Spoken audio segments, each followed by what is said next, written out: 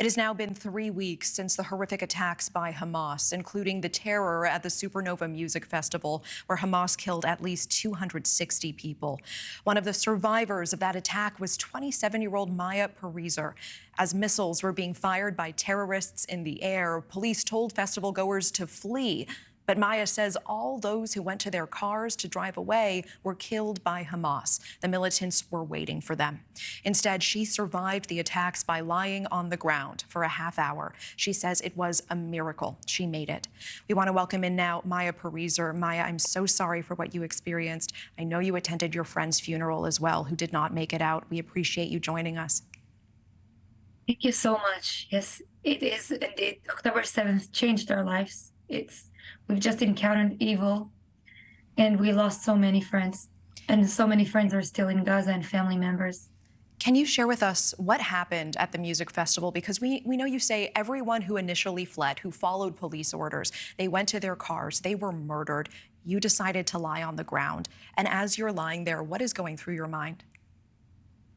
Well, I didn't know at the time that there's going to be a bigger threat coming and waiting for us. So my initial reaction was, understanding that it felt to me as if thousands of rockets have been there in the sky, that one of them might as well just fall here in an open space, because Iron Drone can sometimes miss, and it will probably be an open space rather than a kibbutz or a settlement close by. So for me, I was just lying there, just hoping that none of this was going to fall on me.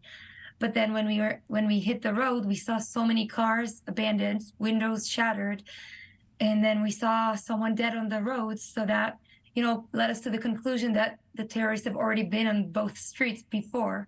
And because we didn't see anyone, not a single person that, was part of those cars, we understood that they all ran for their lives.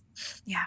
And I know that you said that going through your mind was where are police? When are police going to help? When are they going to come? And you say that later you realized that the Hamas militants had killed the police, had taken over their cars, taken over the command center as well.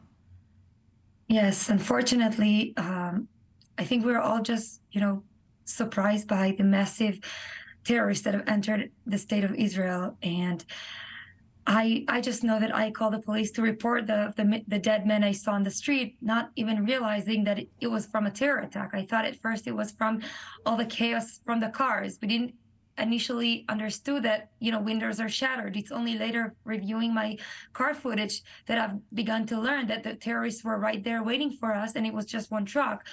We know now that there are so many more. Yeah. So I assume, they're running, killing people that, just ran to both sides, because all the cars, as I said, were empty, unfortunately. And I know that you eventually fled to a kibbutz. You say that you were shaking through the whole experience. I can only imagine. And you managed to call your family. What did you tell them?